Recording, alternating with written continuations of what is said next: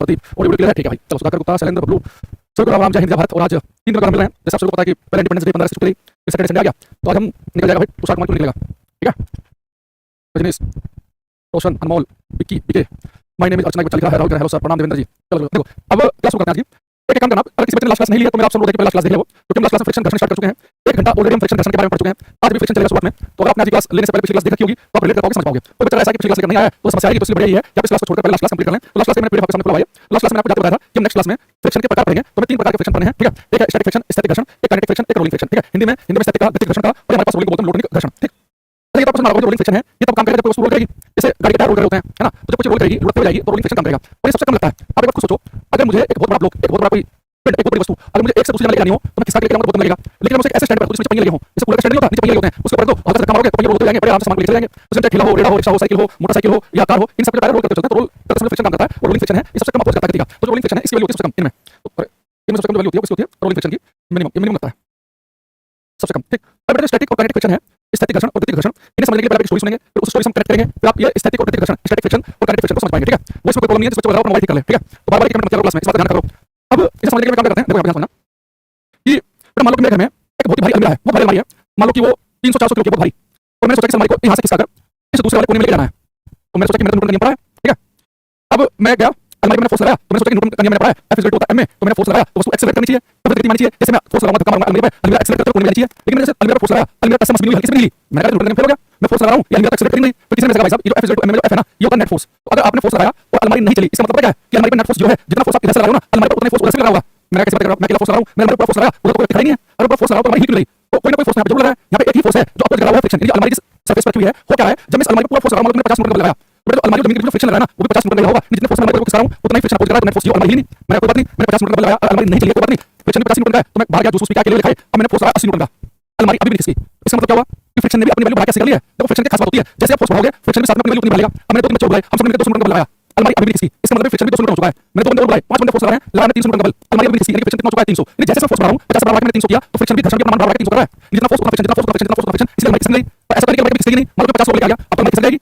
इसका मतलब क्या हुआ कि जैसे जैसे फोर्स बढ़ाते हो वैसे वैसे फ्रिक्शन अपनी वैल्यू बढ़ाता है, लेकिन फ्रिक्शन अपनी वैल्यू लिमिट तक ही बढ़ा सकता है। मान लो मैंने फोर्स बढ़ाया, फ्रिक्शन बढ़ाया, मान लो फ्रिक्शन अपनी वैल्यू 400 तक बढ़ा सकता है, तो जैसे फोर्स करोगे 402, तो फ्रिक्शन 400 वैल्यू बढ़ सकता है, तो 402 में से 400 बैलेंस हो गया, 2 न्यूटन से वस्तु खिसक जाएगी। तो फ्रिक्शन के साथ क्या होता है कि जैसे जैसे फोर्स बढ़ाओगे वैसे वैसे फ्रिक्शन की वैल्यू बढ़ेगी, एक लिमिट के बाद फ्रिक्शन की वैल्यू बढ़ जाना बंद जाती है, उसका फ्रिक्शन नहीं बढ़ता। अब आपने उससे फोर्स लगा दिया तो उससे बढ़ेगी। तो आज के बाद आप अपने घर में कभी भी किसी वस्तु को खिसका रहे हो, किसी वस्तु को एक से दूसरी जगह सरका रहे हो, तो समझ जाना कि फ्रिक्शन की जो मैक्सिमम वैल्यू थी आपने उसको कर दिया है, कि जैसे फोर्स बढ़ाते हो फ्रिक्शन बढ़ता है, फोर्स बढ़ाते हो फ्रिक्शन बढ़ता है, लेकिन एक लिमिट के बाद फ्रिक्शन बढ़ना बंद हो जाएगा। अब उससे आपने फालतू फोर्स लगा दिया तो आपका सामान खिसक जाएगा। अब एक काम करो, अब हमको सोफा हो या बेड हो, उसे फोर्स लगाओ, ऐसे आपने फोर्स लगाया तो समझ नहीं होगा, थोड़ा और लगाओ समझ नहीं होगा, एक भाई को बदलना खिसक जाएगा वो, तो समझ जाओ कि मान लो यहाँ पर मैक्सिमम तो फ्रिक्शन अपनी वैल्यू जितनी बढ़ा सकता था आपने उससे अधिक लगा दिया, इसलिए खिसक रहा है वो, जैसे फोर्स बढ़ता है फ्रिक्शन नहीं बढ़ेगा, लेकिन एक लिमिट का फ्रिक्शन बढ़ना बंद हो जाएगा। अब वस्तु चलना शुरू कर देगी, जब वस्तु चलना शुरू कर देती है, मोशन आ जाती है, फिर फ्रिक्शन की वैल्यू बढ़ती है, बढ़ती है। हम पिछली क्लास में पढ़ चुके हैं, स्पीड ऑफ फ्रिक्शन डिपेंड नहीं करता, वस्तु स्लो स्पीड से चले ज्यादा स्पीड से फ्रिक्शन होता है। बस जब तक वस्तु नहीं चलेगी तब तक वस्तु रुकी हुई है, तब तक क्या होगा, फोर्स बढ़ा फ्रिक्शन बढ़ा, फोर्स बढ़ा फ्रिक्शन बढ़ा, फोर्स बढ़ा फ्रिक्शन बढ़ा, एक लिमिट का फ्रिक्शन बढ़ा बंद हो गया, वस्तु चलना शुरू कर देगी। अब इसी बात को मैं आपको थोड़ा सा आपको ग्राफ बता रहा हूं, देखो हमें ग्राफ बनाएंगे अभी फोर्स और फ्रिक्शन के बीच में, इधर मैं फोर्स बल लिखा हूं, इधर मैं फ्रिक्शन घर्षण लिखा हूं। तो मैंने क्या बताया आपसे कि जैसे जैसे फोर्स बढ़ेगा वैसे वैसे फ्रिक्शन की वैल्यू बढ़ेगी, फोर्स बढ़ा फ्रिक्शन बढ़ा, फोर्स बढ़ा फ्रिक्शन बढ़ा, लेकिन एक लिमिट के बाद फ्रिक्शन बढ़ना बंद हो जाएगा। तो वो जो मैक्सिमम वैल्यू फ्रिक्शन बढ़ सकता है उसे हम कहते हैं लिमिटिंग फ्रिक्शन, सीमांत घर्षण, यानी इस सीमा के बाद फ्रिक्शन बढ़ना बंद हो जाएगा, लिमिटिंग फ्रिक्शन, सीमांत घर्षण।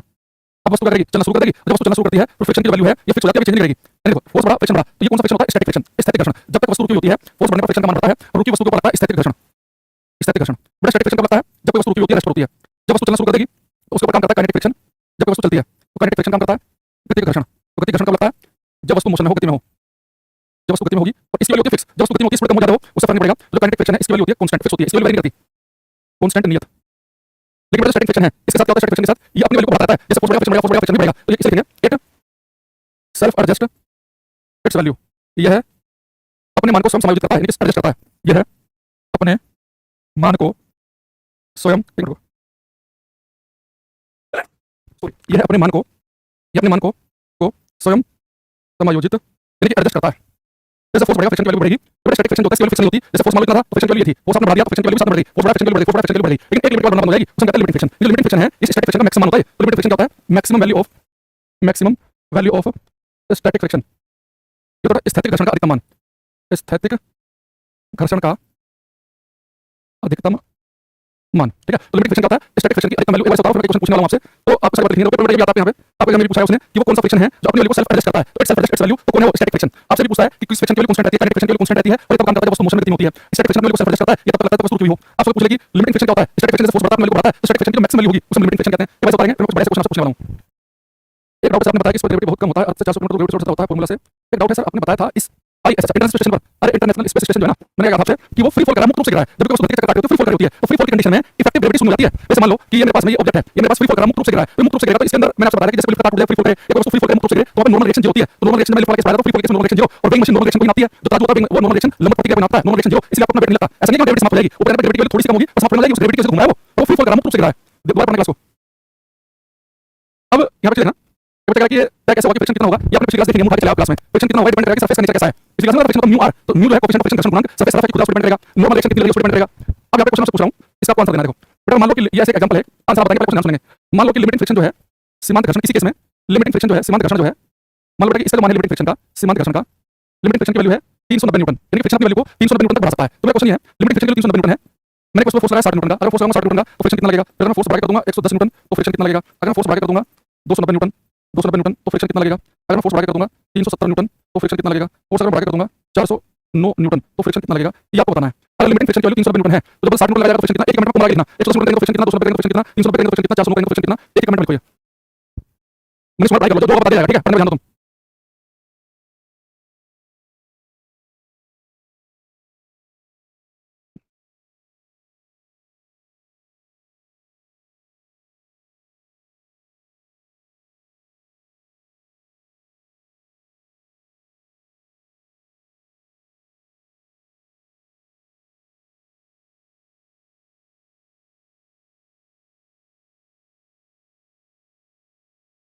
कुछ ट्राई करेंगे भाई से।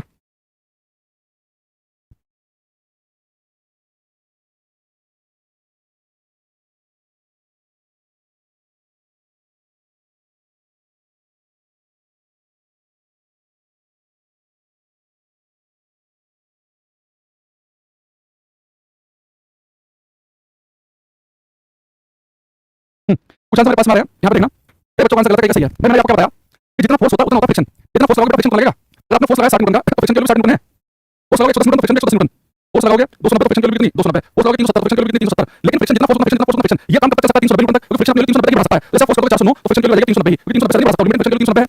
अब जो बहुत सारे बच्चे यहाँ पर गलती कर रहे हैं वो जो पहले वाले केस में देखो बेटा, अगर आपने फोर्स लगाया 60 न्यूटन का तो फ्रिक्शन उतना होता है, जितना फोर्स लगाते हो फ्रिक्शन उतना होता है। अभी तो बताया कि फ्रिक्शन अपनी वैल्यू को सेल्फ एडजस्ट करता है, फ्रिक्शन क्या करता है कि फोर्स कितना, आप 60 हो तो मैं भी 60, तुम 90 हो तो मैं भी 90, तुम 150 हो तो मैं भी 150, तुम 250 हो तो मैं भी 250, तुम 350 हो तो मैं भी 350, वही नाटक करता है जितने तुम उतना है, लेकिन ये काम क्यों कर सकता है वो लिमिटिंग फ्रिक्शन तक, इससे नहीं कर सकता। तो फोर्स जितना फोर्स फ्रिक्शन नहीं होगा, लेकिन ये अपनी वैल्यू को 390 तक बढ़ा सकता है। आपने 390 से कर दिया, अब वो ऐसे नहीं कर सकता कि 409 को मैं भी 409, ऐसे नहीं करेगा। अब बहुत सारे बच्चे यहाँ पे जो जीरो लिख रहे हैं कि नेट फोर्स कितना है, जीरो, यानी कि वस्तु नहीं चलेगी, जितना फोर्स उतना फ्रिक्शन वस्तु रुकी रहेगी, जितना फोर्स उतना फ्रिक्शन वस्तु रुकी रहेगी, जितना फोर्स उतना फ्रिक्शन वस्तु नहीं चलेगी, जितना फोर्स उतना फ्रिक्शन नेट फोर्स जीरो वस्तु नहीं चलेगी। लेकिन यहाँ पे फोर्स लगा 409 फ्रिक्शन 390 हो नहीं पा रहा, कितना लगेगा 19 न्यूटन, तो यहाँ पे नेट फोर्स 19 न्यूटन है, यानी कि इस वाले केस में वस्तु मोशन में आ जाएगी, चल पड़ेगी, यहाँ गति में आ जाएगी, और इन सब केस में वस्तु रुकी रहेगी, चल नहीं पाएगी। आगे बात में लेकिन 390 की 390 मैंने एग्जांपल लिया 390 क्यों, 390 फिक्स थोड़ी ना है, 500 लेकर क्वेश्चन कर 390 क्यों। मैंने कहा मान लो किसी केस में लिमिटिंग फ्रिक्शन की वैल्यू 390 न्यूटन है, मान लो कोई सरफेस के ऊपर वस्तु हुई है तो 390 के भाई 400 कर ले, 500 कर ले, 250 कर ले, मैंने 390 से एग्जांपल ले लिया कि मान लो किसी केस में लिमिटिंग फ्रिक्शन का मान 390 न्यूटन है, तो उस केस में लिमिटिंग फ्रिक्शन 390 है, वहां पर फोर्स लगाएंगे तो फ्रिक्शन कितना होगा 390 तक कोई नाटक चलेगा, जितना फोर्स उतना फ्रिक्शन, जितना फोर्स उतना फ्रिक्शन, जितना फोर्स उतना फ्रिक्शन, जितना फोर्स उतना फ्रिक्शन, लेकिन 390 के बाद ऐसा नहीं होगा क्योंकि लिमिटिंग फ्रिक्शन की वैल्यू हमने 390 ली है, 390 के बाद नहीं बढ़ेगा, तो जितना फोर्स उतना फ्रिक्शन है ये काम 390 तक हो सकता है। एक क्वेश्चन आपको बताता हूं एग्जाम का, कौन सा प्रैक्टिस सेट में है, practice set number 14।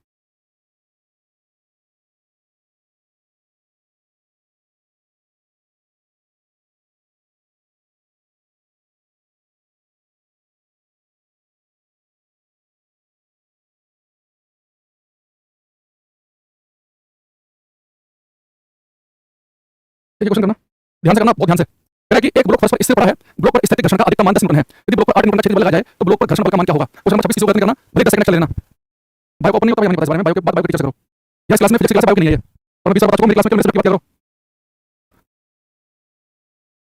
Arbaaz Iqbal का सही आंसर है, अमन सिंह का भी सही है, सचिन कुमार का सही है, सचिन प्रजापति का भी ठीक है, युग का गलत है, अरबाज का सही था, समर्पित पांडे का भी सही है, शिवम कुमार का गलत है, सोनू लोकेश का ठीक है। देखो बेटा इसने कहा कि स्थैतिक घर्षण का अधिकतम मान maximum value of static friction, बेटा maximum value of static friction की उसको लिमिटिंग फ्रिक्शन कहते हैं।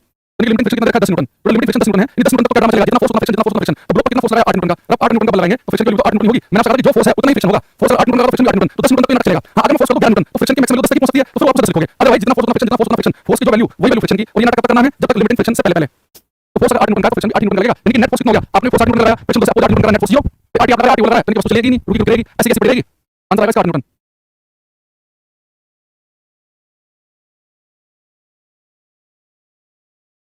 ये तो बड़ा क्वेश्चन है इसमें भी, वो करेंगे अभी हम, एक क्वेश्चन कर सकते हैं आप। Which of the friction self adjusting, कौन सा घर्षण स्वयं समायोजित होता है।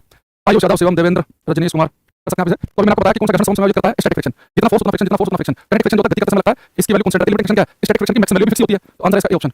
सेल्फ एडजस्टिंग होता है, स्टैटिक फ्रिक्शन होता है। ये अपने मान को स्वयं समायोजित करता है।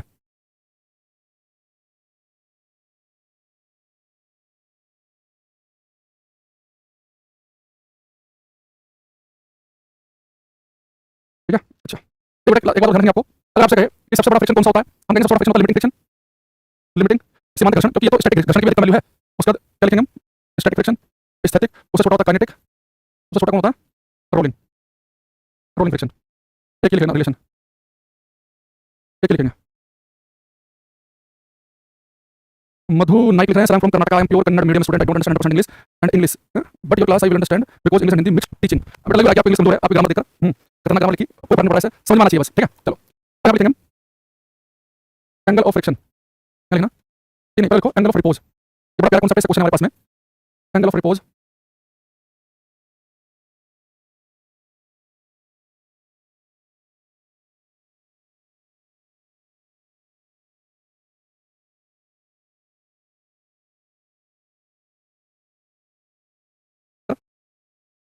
खतरनाक ग्रामर लिखी, कोई फर्क नहीं पड़ा, समझ में आना चाहिए बस। ठीक है, चलो आगे लिखेंगे हम एंगल ऑफ फ्रिक्शन। क्या लिखना? नहीं, पहले लिखो एंगल ऑफ रिपोज। ये बड़ा प्यारा कॉन्सेप्ट है, क्वेश्चन हमारे पास में। एंगल ऑफ रिपोज, विराम का कोण। एंगल ऑफ रिपोज, विराम का कोण। देखो ये क्या है, बड़ा प्यारा कॉन्सेप्ट है ये।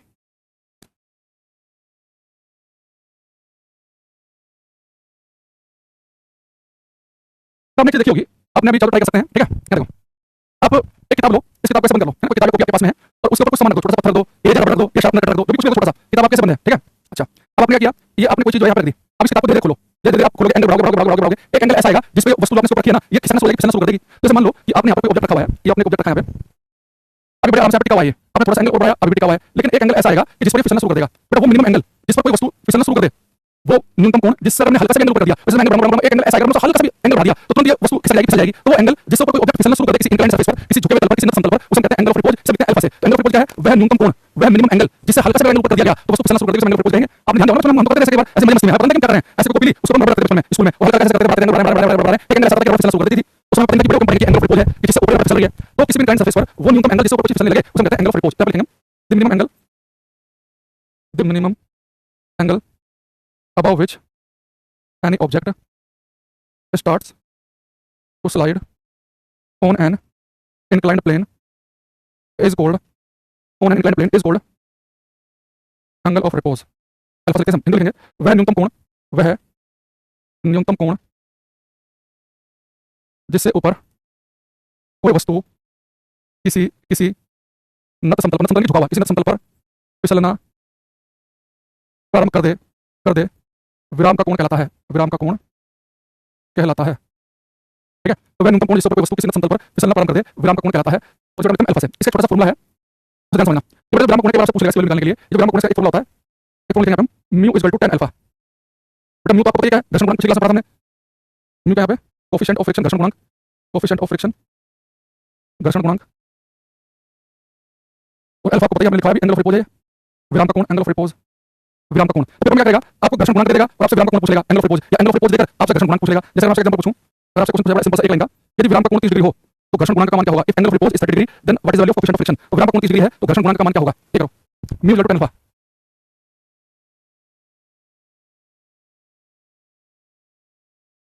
Mu equal to tan alpha लगाओ, फिर आप देखते 30 डिग्री तो म्यू निकाल सकते हैं आप। तो घर्षण गुणांक जो है इसका फॉर्मूला क्या होता है? Mu equal to tan alpha. तो अल्फा की वैल्यू कितनी? 30 डिग्री, और tan 30 डिग्री की वैल्यू 1/√3, यानी आंसर आएगा इसमें 1/√3। तो मैं एंगल के म्यू पूछ लेगा, म्यू के एंगल पूछ लेगा। ठीक है, अशोक कुमार कह रहे सर जी कैसे आया? या भाई mu equal to tan alpha derivation solve करके। अब आपको मन डेरिवेशन सोल्व करने में है तो भाई मैं क्या कर सकता हूं, तो ऐसा है। जैसे मान ले ये इंक्लाइंड सरफेस है, यहाँ पे वस्तु रखी हुई है, इस वस्तु का वेट मैंने आपको बताया पिछली क्लास में mg कहां पे काम करता है? नीचे की तरफ। और जिस सरफेस वस्तु रखी होगी उसकी नॉर्मल रिएक्शन लगती है 90 डिग्री एंगल पे, 90 डिग्री एंगल का नॉर्मल रिएक्शन हो गया। ठीक है, ये मान लो कि विराम का कोण है अल्फा। ठीक, अब एक मैंने पिछली क्लास में बताया था, इस पे चित्र को पढ़ाओ। मैंने आपसे कहा था कि एंगल थीटा भी थीटा होगा, अल्फा तो भी अल्फा होगा। तो mg के साथ वाला बनता है mg cos अल्फा, और मैंने कहा था कि दूर वाला एंगल बनता है वो बनता है दूर वाला एंगल बनता है sin। तो mg के साथ वाला mg cos अल्फा बनेगा mg sin अल्फा। ठीक है, अगर वस्तु नीचे की तरफ गिरना चाहेगी तो फ्रिक्शन लगेगा इसके अपोजिट डायरेक्शन में, वो स्मॉल f है। ठीक, हम लेके चल रहे हैं यहाँ पर बड़े ध्यान से। एक बार देखना, ये मतलब वस्तु बस फिसलने वाली फिसलनी है, तो दोनों बैलेंस कर रहे हैं एक दूसरे को। जैसे f की वैल्यू होगी mg sin अल्फा के बराबर, इसे इक्वेशन नंबर मान ले। एक फ्रिक्शन का फॉर्मूला होता है f equal to mu r, और यहाँ पे म्यू r की वैल्यू किसके बराबर होती है? mg cos अल्फा की होती है इंक्लाइंड सरफेस पे।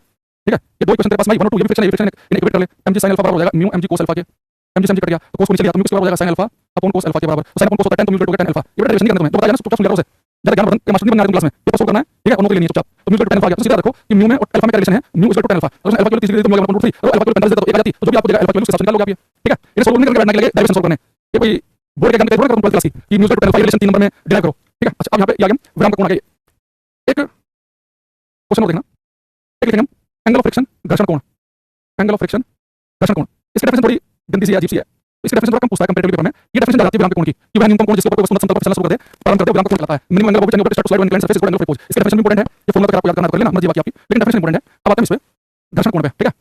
आया देखो ये घर्षण कोण जो है इसका डेफिनेशन क्या है, ये बेटा मान लो कि एक रफ सरफेस है, खुद सतह है और इसके ऊपर एक ऑब्जेक्ट रखा हुआ है, मान लो इस ऑब्जेक्ट का जो मास m है, आप सभी को पता है कि इसका वेट जो है वो mg नीचे की तरफ काम करेगा, वेट mg लगेगा नीचे की तरफ, ठीक है। और सरफेस की नॉर्मल रिएक्शन है वो 90 डिग्री एंगल बनती है, 90 डिग्री एंगल बना सिर्फ ये नॉर्मल रिएक्शन है। आप इस वस्तु को इस तरफ पुश करना चाहोगे, इधर को बल लगाओगे, फोर्स लगाओगे, अगर वस्तु इधर को भागना चाहेगी तो फ्रिक्शन इसके अपोजिट डायरेक्शन में लगेगा, फ्रिक्शन हो गई स्मॉल f। ये भाई आपने f इधर को लगाया, वस्तु इधर से लगी तो फ्रिक्शन लगेगा इधर। अब देखना ये फ्रिक्शन फोर्स लगा इस ऑब्जेक्ट पे, इस ऑब्जेक्ट पे लगा नॉर्मल रिएक्शन, इस जो ऑब्जेक्ट है एक नॉर्मल रिएक्शन ये है और ये फ्रिक्शन घर्षण बल है। अगर मैं इन दोनों का रिजल्टेंट लूं, इनका परिणाम लूं, लंबवत प्रतिक्रिया और घर्षण बल, नॉर्मल रिएक्शन और फ्रिक्शन का परिणाम लूं, तो इनके बीच में आएगा, उसका रिजल्टेंट को मैं कहूं t से। बड़ा जो रिजल्टेंट है घर्षण बल और नॉर्मल रिएक्शन का जो रिजल्टेंट आएगा, परिणाम आएगा, ये रिजल्टेंट इस नॉर्मल रिएक्शन से जो एंगल बनाता है उसे कहते हैं घर्षण कोण। उसका डायग्राम याद रखना, पीछे दिखाओगे कि घर्षण कोण थीटा किसके बीच में कोण है, ये घर्षण कोण थीटा है, उसके बीच में t और t क्या है, इस नॉर्मल रिएक्शन और फ्रिक्शन का जो रिजल्टेंट है, इस लंबवत प्रतिक्रिया और घर्षण बल का जो परिणामी है, ये परिणामी नॉर्मल रिएक्शन के साथ जो एंगल बनाएगा उसे कहते हैं घर्षण कोण। मैं पूरी डेफिनेशन है कि आपने क्या करना है, ये जो घर्षण बल है और जो परिणामी है, जो सॉरी ये जो घर्षण बल है और जो नॉर्मल रिएक्शन लंबवत प्रतिक्रिया, इनका जो परिणामी रिजल्टेंट आएगा, ये रिजल्टेंट नॉर्मल रिएक्शन से जो एंगल बनाता है उसे कहते हैं घर्षण कोण, ठीक है। तो मैं इस डेफिनेशन लिखा देता हूं, ये डायग्राम जरूर याद रखना तभी होगा क्वेश्चन ये, ठीक है।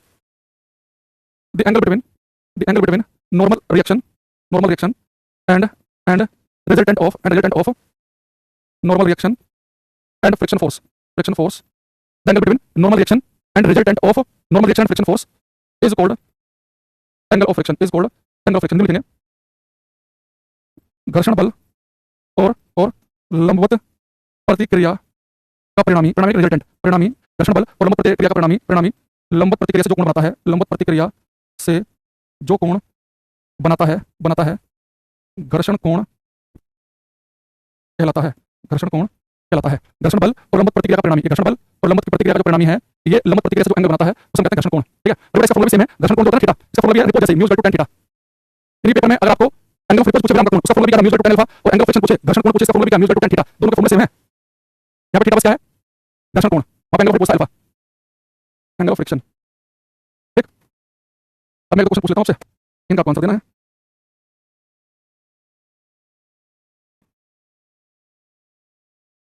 ये करना है क्वेश्चन सभी।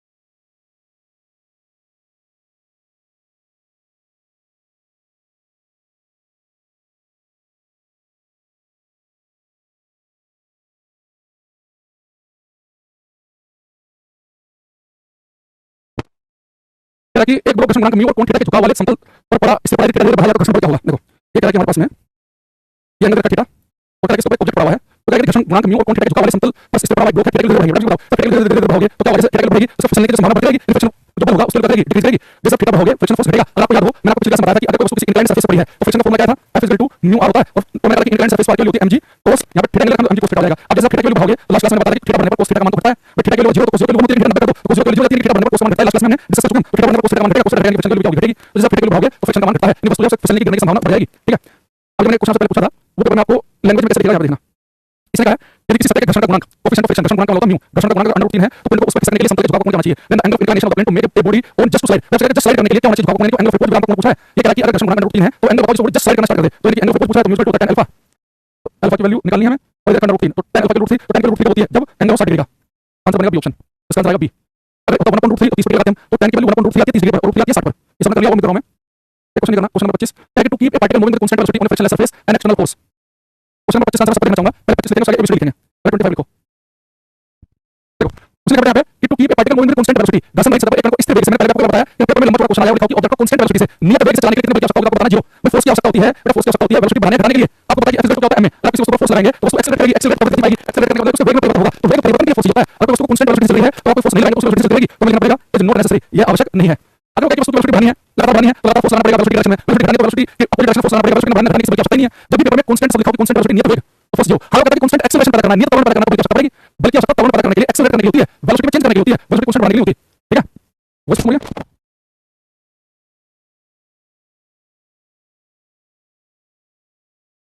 अभी आएगी। ठीक है, बता देगा और बोलूंगा ना। अगर क्वेश्चन आता है कि फ्रिक्शन की वैल्यू को रिड्यूस करने के लिए हम किसका यूज करते हैं, तो फ्रिक्शन की वैल्यू को रिड्यूस करने के लिए हम यूज करते हैं लुब्रिकेंट्स का स्नेहता। इन्हें तेल पता होगा, अगर आपको फ्रिक्शन कम करना है तो आप मशीन लगाते हो, मशीन डालती होंगी, आपकी साइकिल टाइट चल रही है, आप चेन पे लगाते हो, ग्रीस लगाते होंगे, तेल डालते होंगे साइकिल में, तो फ्रिक्शन कम करने के लिए लुब्रिकेंट्स स्नेहता यूज किया जाता है ना। आप लिखेंगे to reduce the value of friction lubricants are used. घर्षण का मान कम करने के लिए स्नेहकों का उपयोग किया जाता है। घर्षण का मान कम करने के लिए स्नेहकों का उपयोग किया जाता है। ठीक है, तो फोर्स जो होगा तो वेलोसिटी डिक्रीज करेगा, वेलोसिटी डिक्रीज करेगा ना। अगर फ्रिक्शन सरफेस बोला उसने आगे फ्रिक्शन सरफेस पर घर्षण रहित सतह है, सरफेस पर फ्रिक्शन लग रहा है भाई, अब जब नॉर्मल लाइफ में वो छोड़ दो, उसकी वेलोसिटी कम सी होती है, फ्रिक्शन उसकी वेलोसिटी कम होता है, और फ्रिक्शन सरफेस है और वेलोसिटी कम करने के लिए तो फोर्स ही नहीं, तो फिर किसी एक्शन फोर्स की होती है वेलोसिटी मेंटेन करने के लिए। इसे बात में अरिस्टोटल ने क्या बताया, फिर क्या बताया, न्यूटन ने क्या बताया, सारे समय। ठीक है, तो घर्षण का मान कम करने के लिए स्नेहकों का उपयोग किया जाता है, ये बात ध्यान रखेंगे। चलो इधर फ्रिक्शन चैप्टर हमारा समाप्त, कल क्लास में पढ़ेंगे सिंपल पेंडुलम, एक क्लास का टॉपिक है सिंपल पेंडुलम। ठीक है, तो दो क्लास में बता दें यूनिट और डायमेंशन की पढ़ेंगे, तो बस वाला मैकेनिक्स वाले पार्ट को खत्म कर लेंगे। ठीक है, आज इतना ही, thank you, bye, take care, मिलते हैं कल, बाय।